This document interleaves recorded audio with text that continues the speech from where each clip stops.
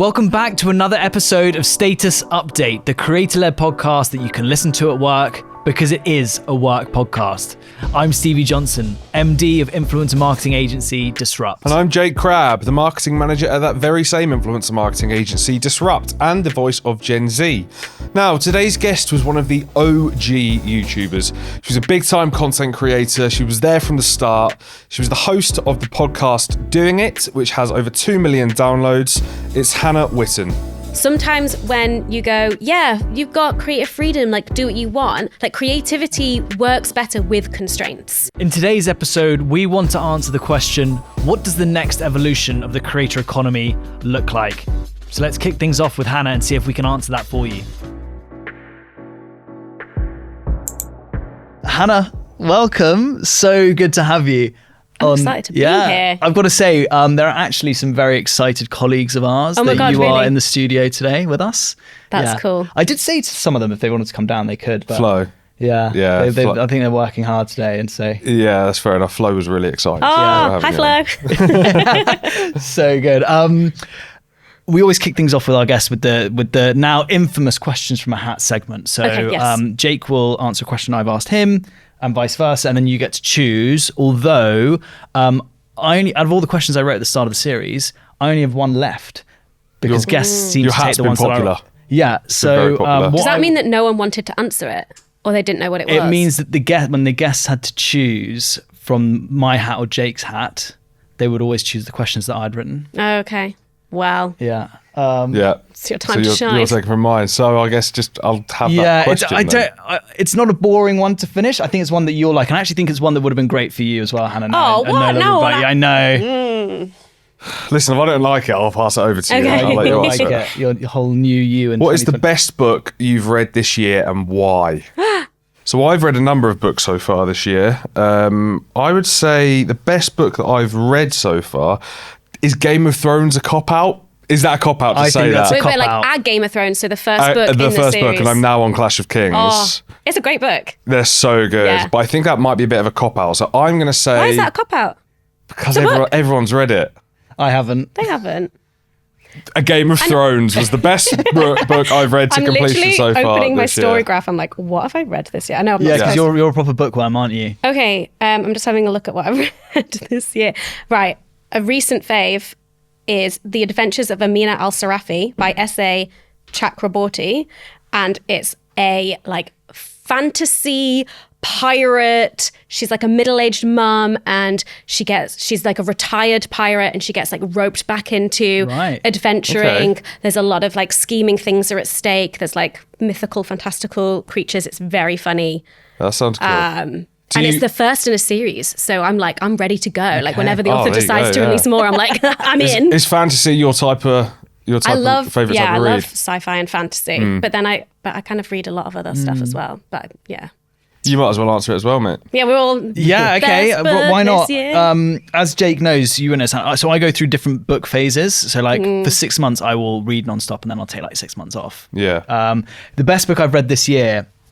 So I've got quite into reading war novels. War and Peace. Have you read that? Tolstoy. No, I haven't actually read that. A book that I read, I'm going through an off-reading phase at the moment, but last year, which was one of my favourite books of all time, is All the Light We Cannot See. Oh, yeah, you told me about this. Which is about a blind French girl during the war and a German soldier. And Netflix actually did an adaptation, a not too bad adaptation of it that came out at the end of last year. I still preferred the book, but for me, it was a book that I thoroughly enjoyed. Sounds like a really cheerful read. Okay, what you got in your hat? Yeah, okay, I've got three left. Okay, so mine's not been very popular, so I really want you to get a certain one. Da, da, da. What is your biggest office bugbear? My biggest office bugbear, I've got one actually. Okay. And this is again for all the office employees, around the world that are listening to this. In our office, there are obviously meeting rooms and rooms where people have calls, and you need to book those. Yeah. And people do not book the rooms. So they will go and sit on a call in a room, and I've got that room for a meeting, or a client's coming in, and all of a sudden it's just messy. So that is my biggest office bugbear. Okay. I can tell you've got one that you want to Oh, I haven't really. I think that's similar because of the booking system. If I've booked a seat in a room and I go in that room and there's no available seats, get out of my seat. Yeah. I've booked it.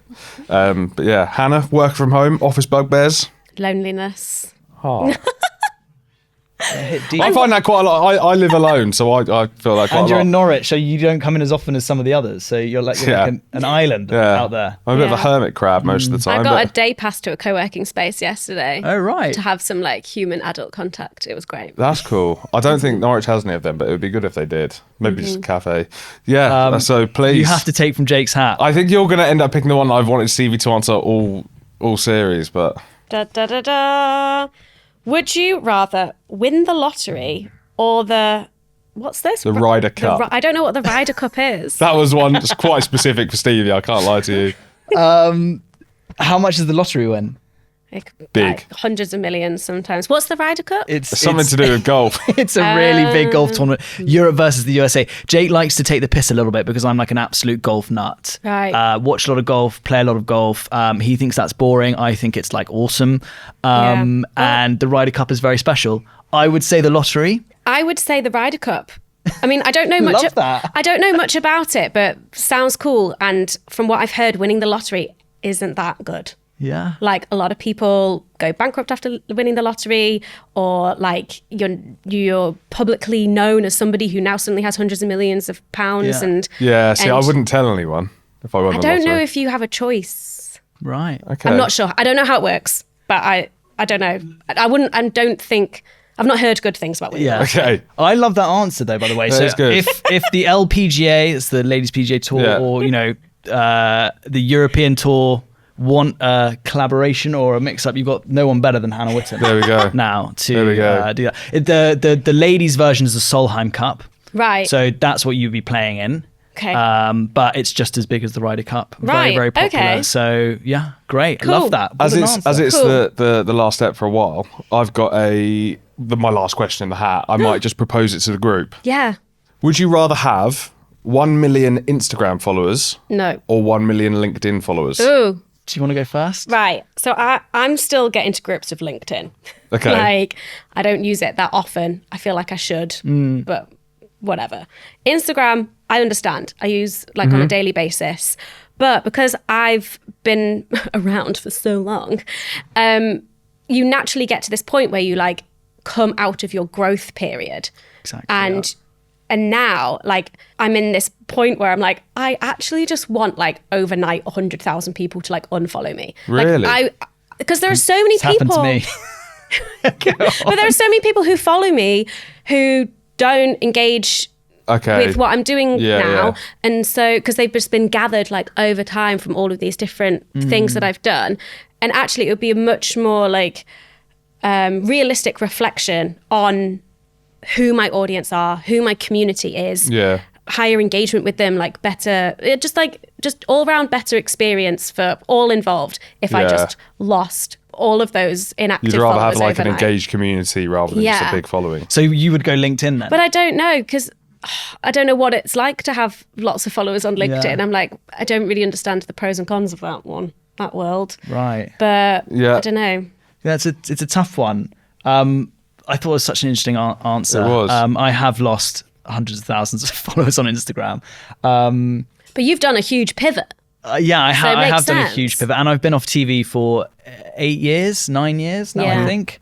I don't think I would be great with 1 million followers on Instagram. I think I would go with LinkedIn, just with the way that my career trajectory has been running an agency. Yeah.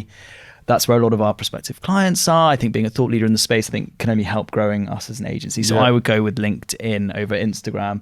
I Fair. think people will call bullshit on me for that, but I am going to stick with that. No, I think believe that. I think I Yeah. believe you. Yeah, I think if it was me, I'd probably go Instagram, just because I know that you can make quite a decent amount of money if you've got a massive follower on Yeah. Instagram doing brand That's deals. true. So, And throw TikTok into the mix. Still Instagram? yeah, why not?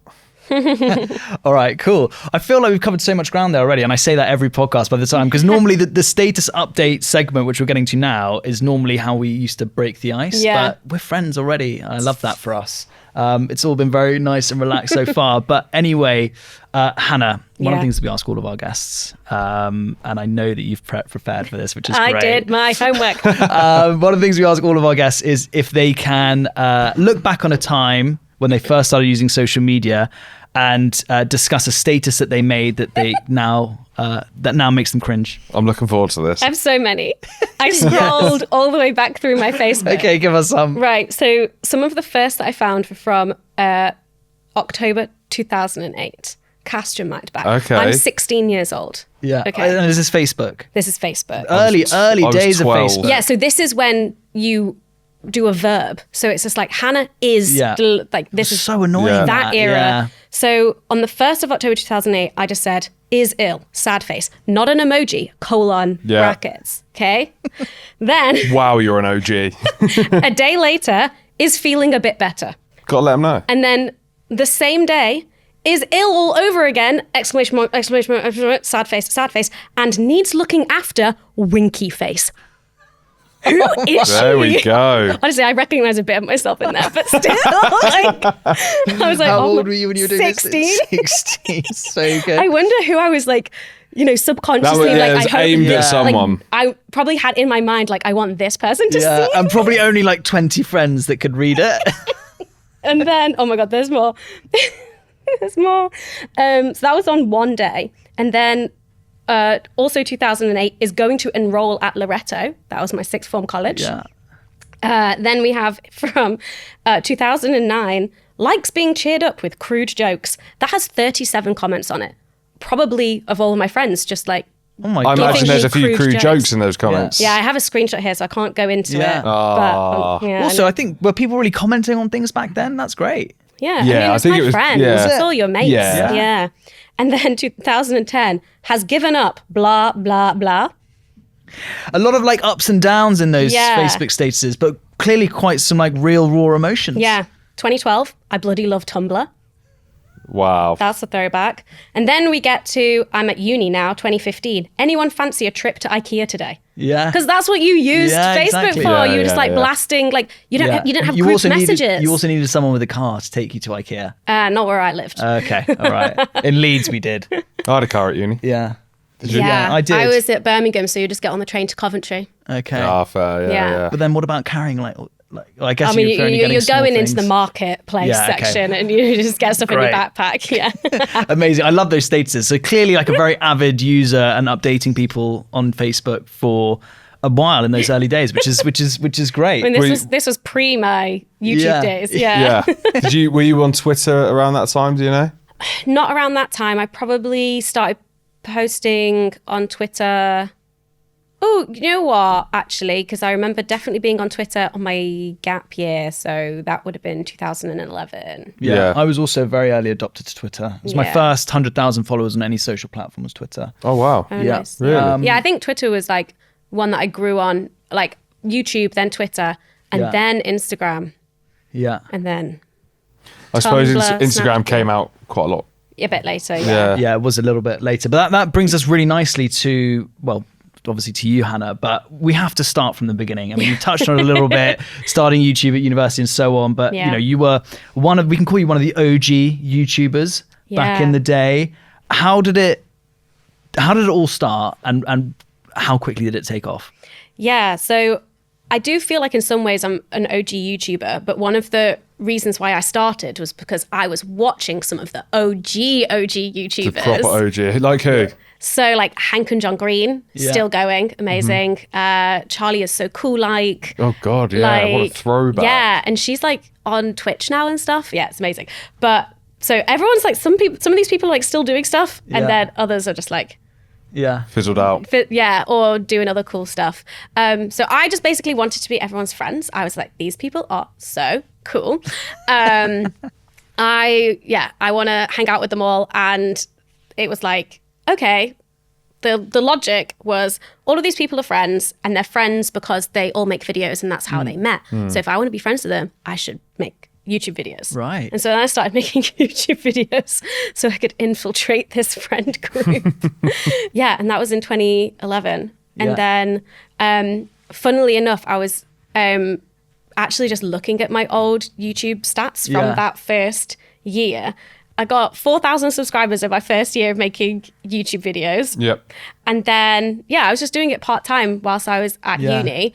And after I graduated, I was at a point where it was like a part-time job, like more than a hobby. And that's when I moved to London. Yeah, the big smoke. Yeah, and tried to make it big on YouTube.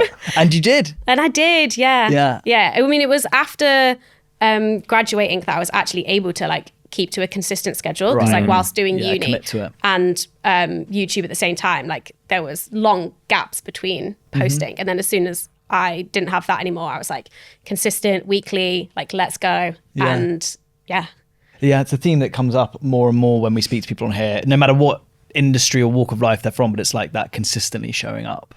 It's something that's really important. You're gonna so when you first started on YouTube, was your content like to do with like the stuff that you were studying at uni, or because I know it was a real mixed bag. So when I first started posting, it was like really random stuff. It was all just kind of like for this like tight-knit YouTube community. And then about a year in, I started making sex and relationships education content, because that was something that I was really interested in at the time. And was like, hey, no one else is doing this on YouTube, in the UK at least. Like, I'm curious about this. I feel comfortable talking about this. Like, let's go for it. Yeah, let's do it. Was it quite progressive talking about that back then? Yeah, no one was doing it on YouTube. Obviously now there are loads of incredible like sex positive influencers, like mostly on Instagram, I would say is like one of the biggest platforms for that. Even if Meta is really hostile to that kind of content. But yeah, at the time on YouTube, like no. And so that's kind of what helped, I think, get me more attention, because I had like this thing that I was doing. But on top of that, I was just like making other like random kind of like what you would probably call like lifestyle which is what I feel like everyone kind of did that back in the day, right? There was no specific niches or that people focused on in order to build an audience, but you obviously found that with sex and relationships. And then also being of the like vlogger, personality vlogger era as well, grew an audience of people who were interested in that kind of stuff. And actually it got to the point where I felt like my brand was like very confused. And so in, I think it was 2019 maybe, I like did the classic starting a second YouTube channel. So I could have like one that was like solely niched into sex ed, and the other was just like the fun, easy lifestyle channel where I could just like post the stuff that I never, like I wanted to make, but never felt like I could post on the main. So when you were making content around like sex ed and relationships and stuff, kind of early on when there wasn't many other people doing it, were you ever quite anxious about the fact that like your friends and family might see it, or like people you went to school with? And I think I'd gotten over it by that point, because I'd been making YouTube videos for like almost a year by the point that I started making the sex ed stuff. And I'd already kind of proven people are interested in this, people are watching, like I'm making lots of friends, I'm like, you know, going to London for social events and things. So it was like, oh, like this is Hannah's hobby. This is like really rewarding for her. And like, it's kind of like weird, but cool. And so then when I started doing the sex ed stuff, it was kind of like, okay, sure. It must have seemed quite strange to like your friends though, because this was a time where like being a creator wasn't really the norm, was it? No. Yeah, it was not. I think, people just didn't understand it, but also didn't really know what questions to ask about it. Whereas now, I don't know, it's gone through so many different like phases of like so many different evolutions. And then, you know, the part where people were like, wait, so how do you make money? Like that was like that was a time of that being like always the question being like, wait, hang on. So it's the same with how do you get money from making videos? It's the same, like I used to see things online where it was like, you know, trying to explain to my parents, if you're a social media manager, like what that entails and why it's important for work and how you can get paid to do it. Which was all the rage. But you obviously seen a lot of success since you first started on YouTube. I'm going to read out a couple of things here. Oh. You were in the Sunday Times top 100 influencer list. Oh. You won at the Cosmopolitan Influencer Awards. You won the FPA Sexual Health Award for Young Person of the Year. It seems you're not giving it all up, but there has been a pivot, hasn't there? Yeah. So at the end of last year, I decided that the sex and relationships, like education side of what I was doing, I was finished. I was like, that project is complete. So that meant the end of, like, I stopped posting on one of my YouTube channels, and then also, the Doing It podcast also came to an end then as well. And it was like a lot of soul searching. It was tricky, like, coming to that decision. But now that I'm on the other side of it, I was like, oh yeah, that was 100% the right thing to do. Like, I needed to do that. Like, I think I have been on this platform for like so long that you see creators come and go all of the time. And I'm always just sat here like, how am I still here? Like, what is happening? Yeah. And I realized I'd gotten to this point where for quite a few years, there would always be this like tug of like, oh my God, I'm just going to pack it all in and quit. Like, this is too stressful. Like, I don't like this. And then like being pulled back in of like, oh no, actually it's quite fun. And like, I like it. You know, everyone has like ups and downs with their work and stuff. But then it really kind of became a lot more urgent for me. Like after I had a baby, time, money, like priorities changing, like all of these things kind of came to a head as the business was changing. And also like, what the hell do you do as a creator if you want to take time off to like have a baby when, you know, the algorithms are like, you have to be consistent and posting all the time, otherwise people will forget about you. You've been quite open talking about taking maternity leave when you had your little boy. But it seems as though there needs to be some additional support there for creators. And as you said, like the algorithm doesn't wait for you to come back and start creating. So did you see a real difference in taking those 3 months off? Yeah. Interestingly, there was like a negative impact on the sex and relationships channel, but like a positive one on the lifestyle channel, which is interesting seeing kind of like those two things. And also I could feel it in myself. So part of it was like, I was outsourcing more because I had less time. So I needed more help.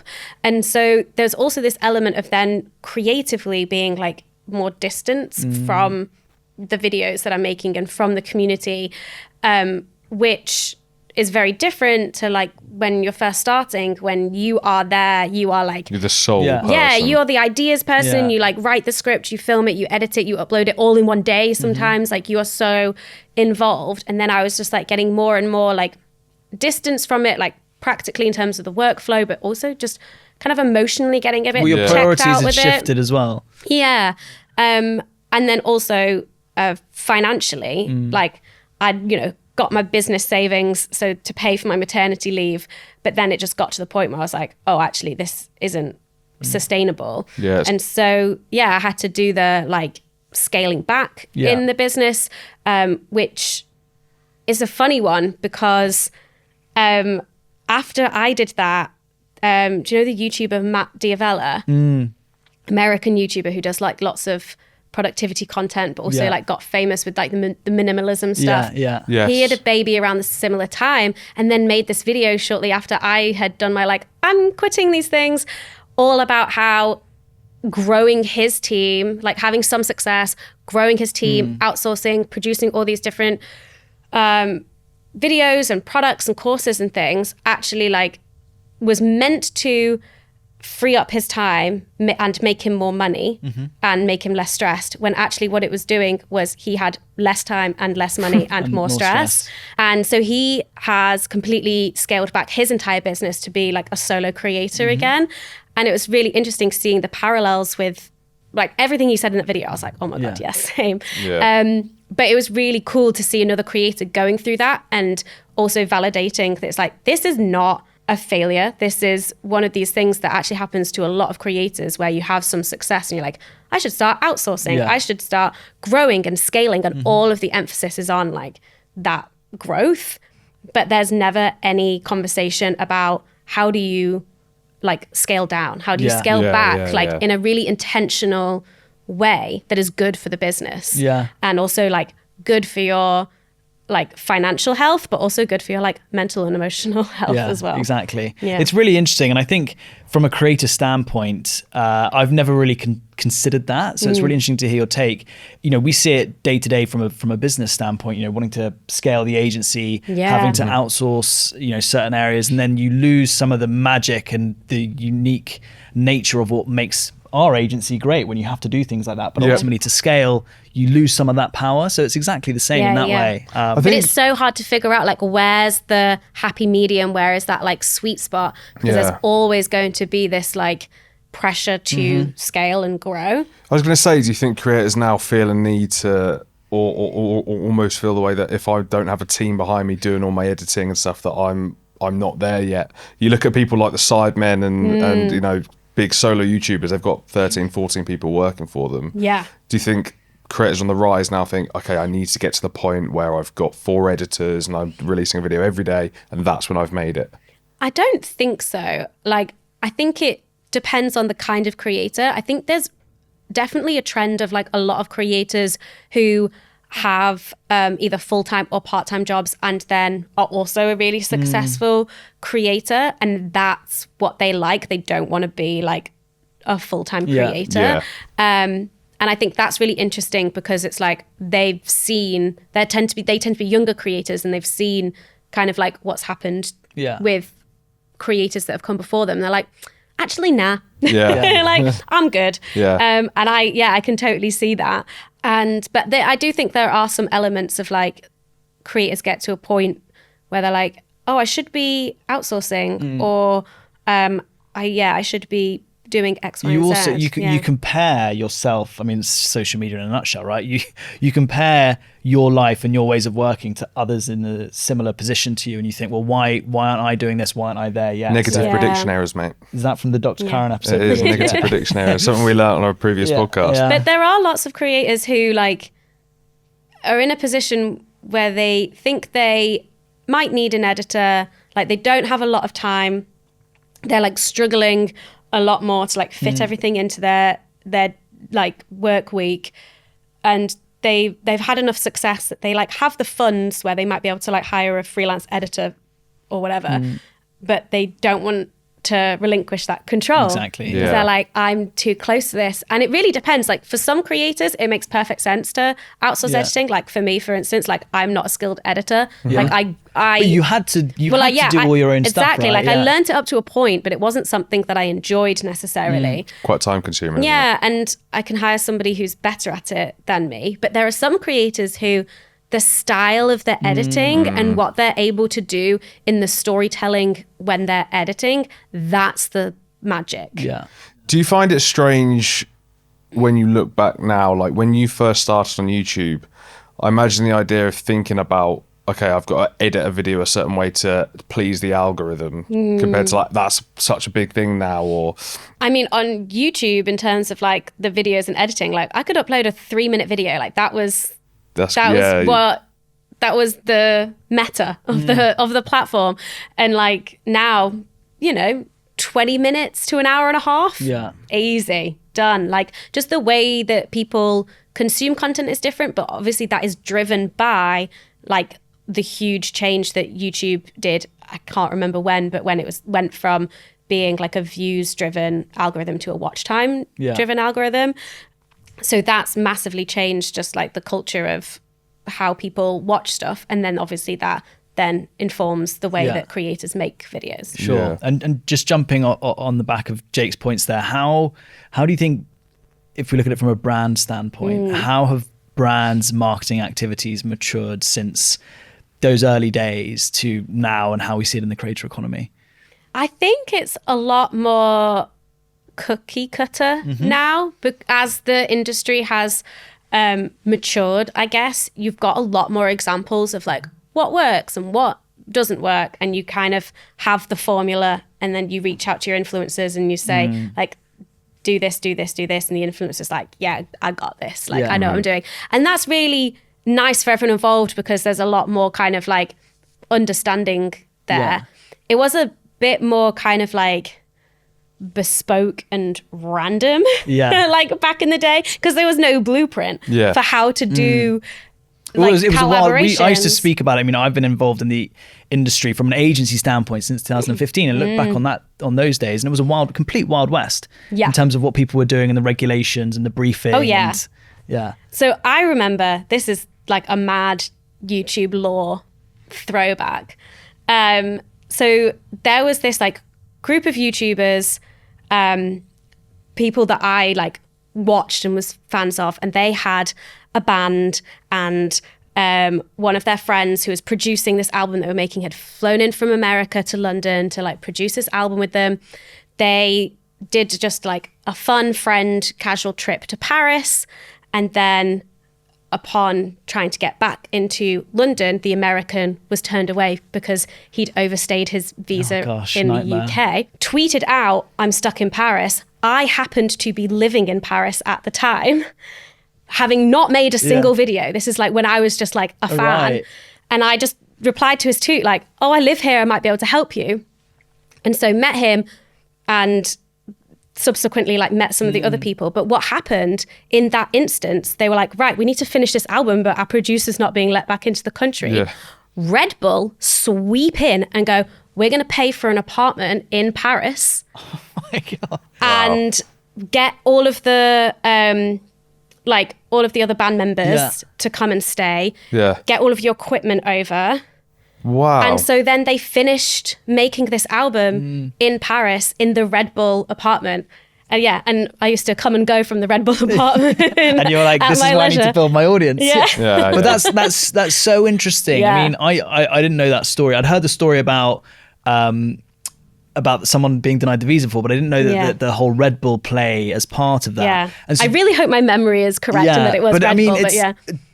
I would say we don't see that kind of thing happening anymore. No. To your point, it's becoming more cookie cutter in terms of what the output of influencer marketing activity is.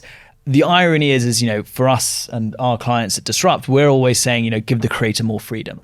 Ultimately, no one knows their audience better than what they do. They don't want to follow all of these rules. Yes, there needs to be certain do's and don'ts as part of that briefing, but we want it to be more of a collaborative, creative direction for these campaigns. And I feel like, I think if you've got a brand trying to tell a creator exactly what to do on their platform with their audience, but I feel like they're not doing that anymore. But then to your point, Hannah, it's becoming more cookie cutter than it was. I don't know. It's interesting. Yeah.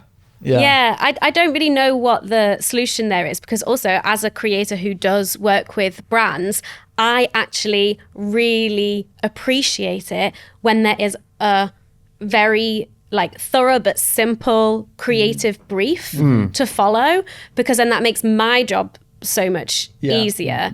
Sometimes when you go, you've got creative freedom, like do what you want, like creativity works better with constraints.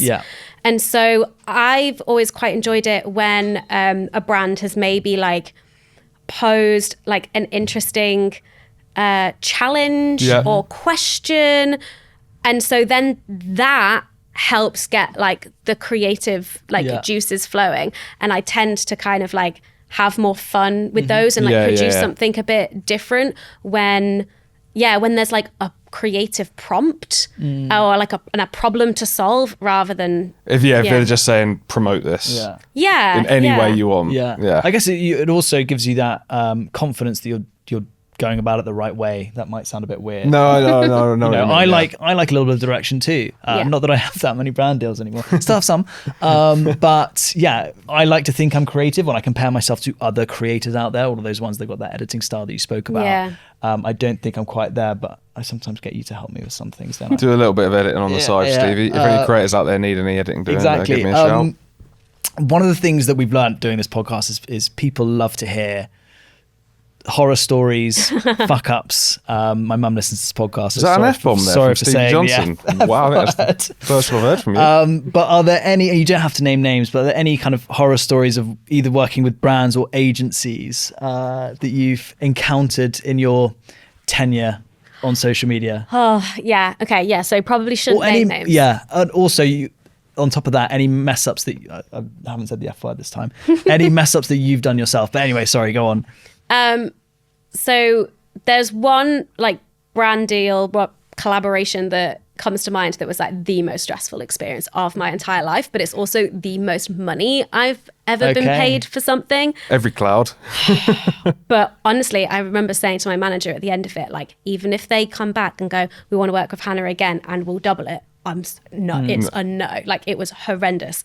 But it was basically because there were so many like medical and legal things that had to be approved and signed off. Yeah. The video ended up being delayed by like 2 months because of like extra edits and input that they needed that were never in the like original brief. Yeah.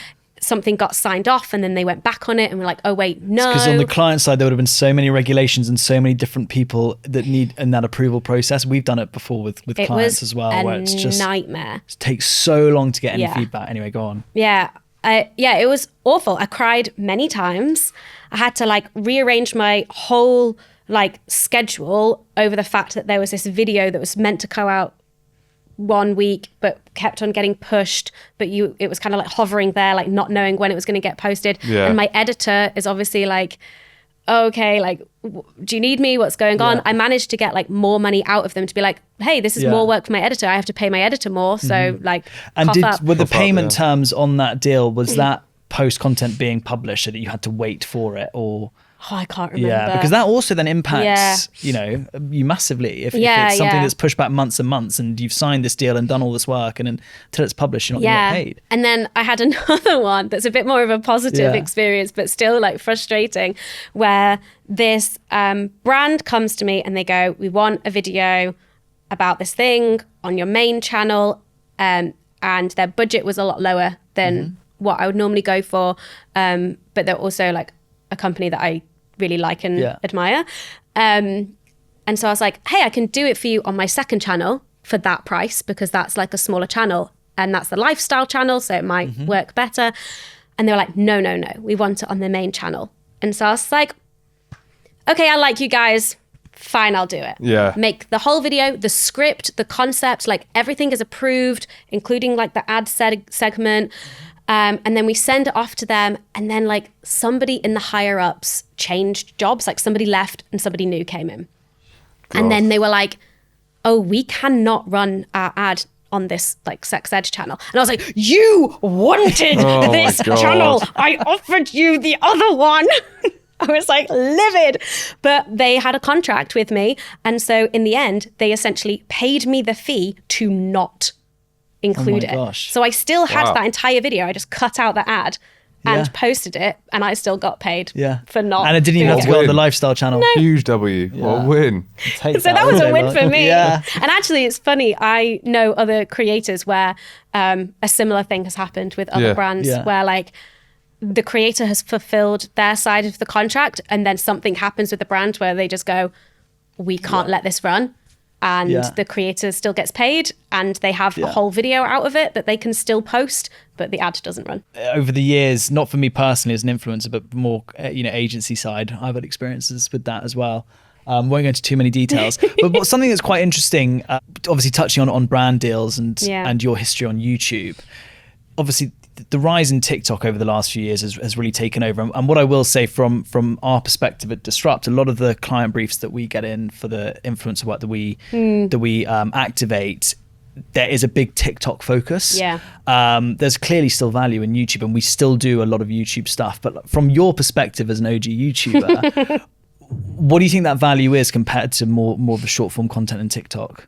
I mean, as an OG YouTuber, obviously I'm terrified of short form, but I'm actually trying to embrace it this year. And I've been trying to have fun in experimenting with it, and also like it being an opportunity to challenge myself creatively. Because I think when you've been doing something for so long, you're very much in your comfort zone. It's like, I know what I'm doing with long form. I've got this. Yeah. And also like I've established an audience in that. And so you kind of go, I know what's safe. Yeah, exactly. Whereas like with Reels and TikTok, I'm just having fun. It feels like the good old days where I'm just, It's such a different beast though, isn't it? It like is, making engaging content within 60 seconds over an hour. Yeah, but on TikTok, you can upload like up to 10 minutes now. Yeah. So it's very different. And it's interesting. Do you find having the option to make short form content helps you maintain a presence over more channels? Like if you had to make like long form content over, say TikTok was a long form platform. But it is a long form platform. Well, it's just a vertical platform now. That's true. Yeah. That's very true. Yeah. Okay, I'm trying to think of another example. Okay, what about YouTube Shorts? How does... So that's 60 There's seconds. 60 seconds, 60 yeah. seconds. Yeah. I find it can be quite challenging to cut, say, stuff down for this down to the 60 seconds. Oh my God, yeah. It is a skill to get stuff make stuff engaging as well. Yeah. And so, yeah, because obviously one strategy is to like take the long form stuff and chop it down. The thing that I've been trying to do is just make organically vertical content, which I don't know if anyone else is doing this, but I'm calling it vertical content because it's not short form content anymore. Yeah, vertical content. It's just vertical, as opposed to like horizontal Landscape video on YouTube. Yeah. But yeah, I've been having fun with it, even if it's not at this point for me like financially lucrative. Sure. Yeah. I'm not even at monetization level on TikTok yet. Yeah. But if it's reignited some of that passion for content creation, that's cool. Oh yeah, definitely. Do you think it's easier to become popular on social now than it was when you started? I think things like TikTok, like if all you want is like immediate growth, then probably TikTok is your best bet. But I think it kind of like comes with a lot of limitations in terms of like sustainable growth and kind of like career development generally.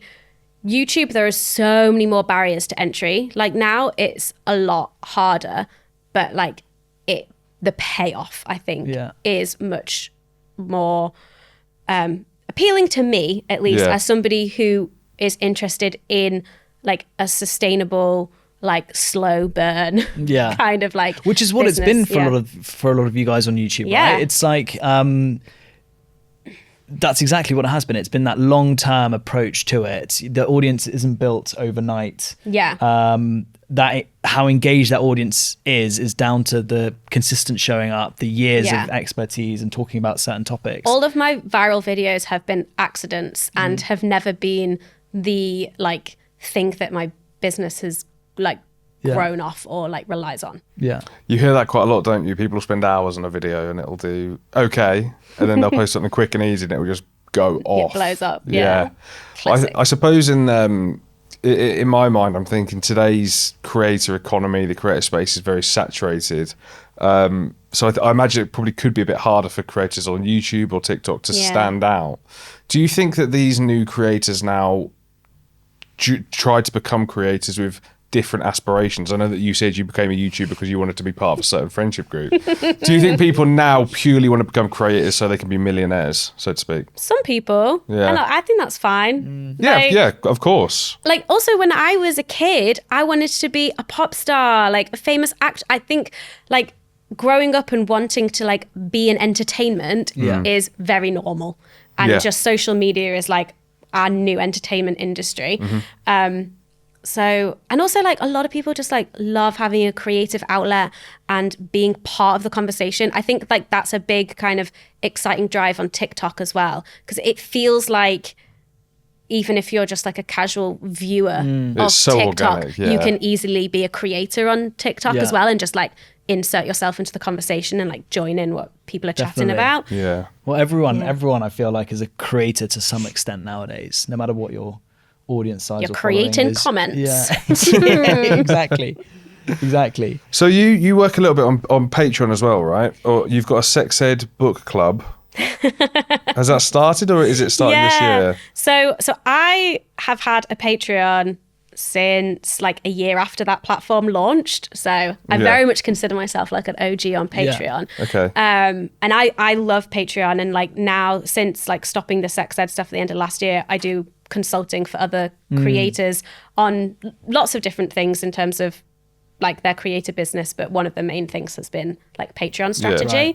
And because one of the things that happened with the sex ed stuff that I was doing, one of the reasons why I decided to like close that chapter was because there were all of these sex and relationships books that I wanted to read, but because I was always in output mode and having to make content, I never had the time to like actually like refill the well. Yeah. Right, And so okay. now I'm using this opportunity to like, hey, I'm not working. I don't have to like think, oh, I have to make a video about this. I have to like produce something. I'm just like, hey, I just get to read all these books that were on my like to read list. And so I just decided to do that book club on Patreon as like a little community thing as well, which is fun.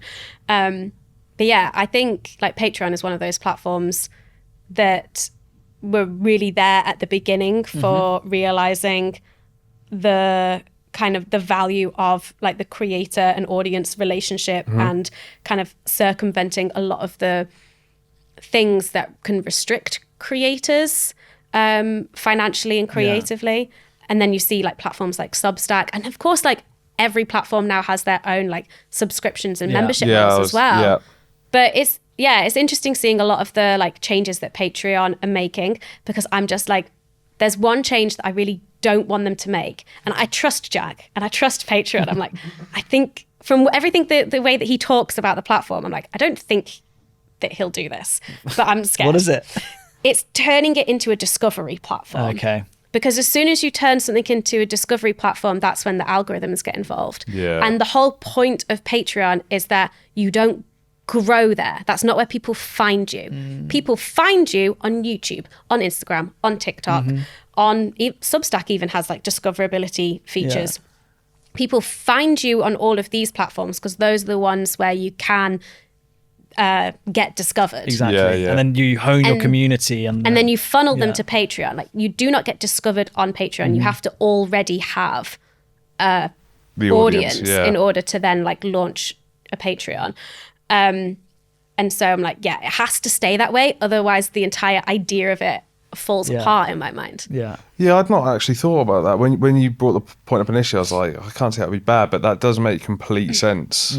I think Because then it becomes another social media exactly, platform. yeah, that's not really what you're using it for. Yeah. So I don't think it will. I think it would be cool if they introduced like ways where creators can suggest other creators. So if on my page, I could be like, look at all these cool people who I like and support on Patreon, and you can also like see them here. Because I do hear people being like, oh, you know, like I want to support more creators on Patreon, but I don't know which creators have patrons and things like that. So it does require a bit more like input on the like audience's side, which could be made easier. Do you know Jack, the guy who set it up? Have you had these conversations with him? I do. He emailed me this morning actually. Okay, so I could, What do you think of this idea? Hey Jack. Jack. No, I've met him a few times. He's amazing. Okay. Yeah. Great. And yeah, it's one of those things where I'm like, the one platform that I use that is like the CEO, the founder and the CEO is a fellow creative. Yeah. I'm like, okay, I trust you, Jack. Like, come on, we can do this. You know the right thing to do. Like, you can do this. It'll be great. And also, whenever I was like soul searching of like, oh, what do I want to do with my career and stuff? I was always like, okay, what if I quit like being a YouTuber influencer entirely? Like, imagine if I had to get like a full-time job.